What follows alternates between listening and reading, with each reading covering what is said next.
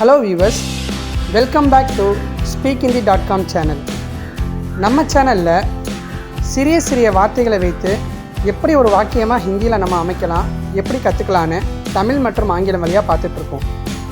So friends, நீங்கள் இது வரைக்கும் நம்ம ப்ரீவியஸ் வீடியோஸ் பார்க்காம இருந்தீங்கன்னா அந்த வீடியோஸ் பார்த்துட்டு வரும்போது இன்றைக்கி நம்ம சேனலில் பார்க்க போகிற வீடியோ உங்களுக்கு ரொம்ப பெனிஃபிட்டாக இருக்கும். இன்றைக்கி நம்ம பார்க்க போகிற வீடியோ நம்ம எளிதாக தினமும் பேசக்கூடிய 15க்கும் மேற்பட்ட ஹிந்தி வாக்கியங்களை தமிழில் ஆங்கிலத்தில் கற்றுக்க போகிற ஃப்ரெண்ட்ஸ். ஸோ வாங்க வீடியோக்குள்ளே போகலாம். இன்றைக்கி வீடியோக்குள்ளே போகிறதுக்கு முன்னாடி நீங்கள் இன்னும் நம்ம speakinthie.com சேனலை சப்ஸ்கிரைப் பண்ணாமல் இருந்தீங்கன்னா இப்போயே சப்ஸ்கிரைப் பண்ணிட்டு வாங்க. பக்கத்தில் இருக்க பெல் ஐக்கானை கிளிக் பண்ணிடுங்க. அப்போ தான் நம்ம சேனல் அப்லோட் பண்ணுற வீடியோஸ் உங்களை ஈஸியாக ரீச் ஆகும். முதலாவது வாக்கியம், மாடியில் ஏறி வா, கம் அப்ஸ்டேர்ஸ் அப்படின்னு ஆங்கிலத்தை சொல்லுவோம். அப்போ மாடியில் ஏறி வா, இந்த தமிழ் வாக்கியத்தை ஹிந்தியில் எப்படி சொல்லலாம்? ஊப்பர் ஆனா, ஊப்பர் ஆனா. மாடியில் ஏறி வா, ஊப்பர் ஆனா. ரொம்ப தூரம், ரொம்ப தூரம், இந்த வார்த்தையை ஆங்கிலத்தில் டூ ஃபார் அப்படின்னு சொல்லுவோம். Too far. அப்போ ரொம்ப தூரம் இந்த வார்த்தையை ஹிந்தியில் எப்படி சொல்லலாம்? பகுத் தூர், பகுத் தூர். ரொம்ப தூரம், பகுத் தூர். மாடியில் ஏறி வா, இந்த வார்த்தையை ஊப்பர் ஆனா என்றும், ரொம்ப தூரம் இந்த வார்த்தையை பகுத் தூர் அப்படின்னு சொல்லுவோம். அடுத்த வார்த்தை, உன்னால் முடியும், இதை ஆங்கிலத்தில் யூ கேன்னு சொல்லுவோம். அப்போ உன்னால் முடியும் இந்த வார்த்தையை ஹிந்தியில் எப்படி சொல்லலாம்? தும் கர் சக்தே ஹோ, தும் கர் சக்தே ஹோ. உன்னால் முடியும், தும் கர் சக்தே ஹோ. என்னால் முடியாது, ஐ கெனாட், என்னால் முடியாது இந்த வார்த்தையை ஹிந்தியில் முஜ்சே நஹி ஹோ சக்தா. என்னால் முடியாது, முஜ்சே நஹி ஹோ சக்தா. அடுத்த வாக்கியம், யாராலும் முடியாது, இது ஆங்கிலத்தில் நோ ஒன் கேன் அப்படின்னு சொல்லுவோம். அப்போ யாராலும் முடியாது இந்த வார்த்தைக்கு ஹிந்தியில் எப்படி சொல்லலாம்? கோய் நஹி கர் சக்தா, கோய் நஹி கர் சக்தா. யாராலும் முடியாது, கோய் நஹி கர் சக்தா.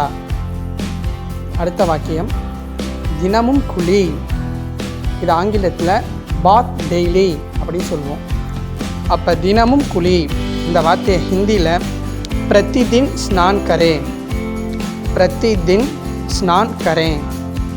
தினமும் குளி, பிரதிதின் ஸ்நான் கரேன்.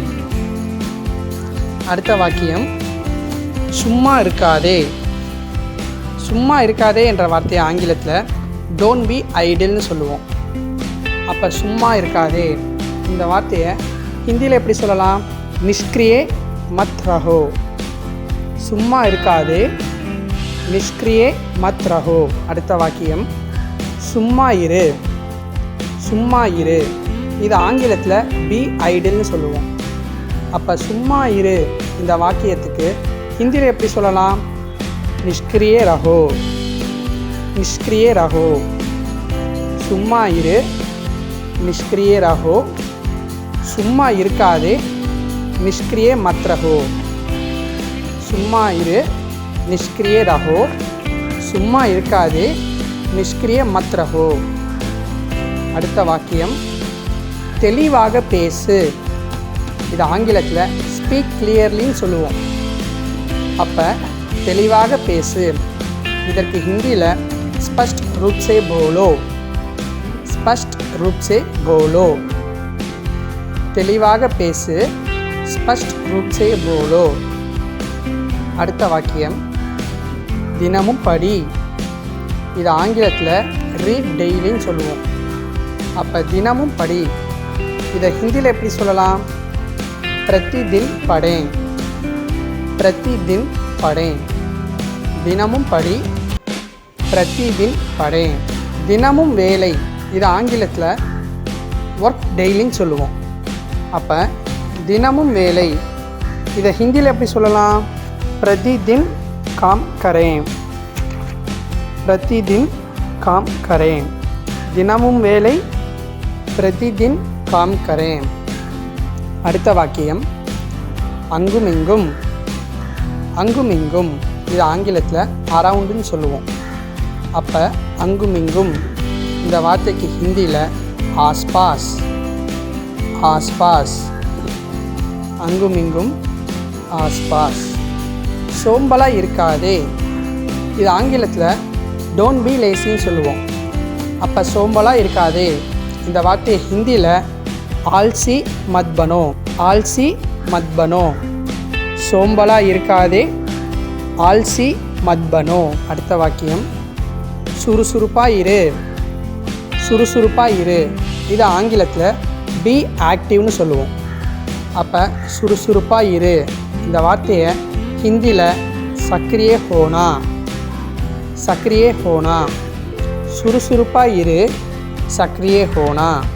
சோம்பலாக இருக்காதே ஆல்சி மத் பனோ, சுறுசுறுப்பாக இரு சக்ரியே ஹோனா. அடுத்த வாக்கியம் அதிகமாக சாப்பிடாதே இது ஆங்கிலத்தில் டோன்ட் ஈட் டூ மச் அப்படின்னு சொல்லுவோம். அப்போ அதிகமாக சாப்பிடாதே இதை ஹிந்தியில் எப்படி சொல்லலாம்? பகுத் ஜியாதா மத் காவோ.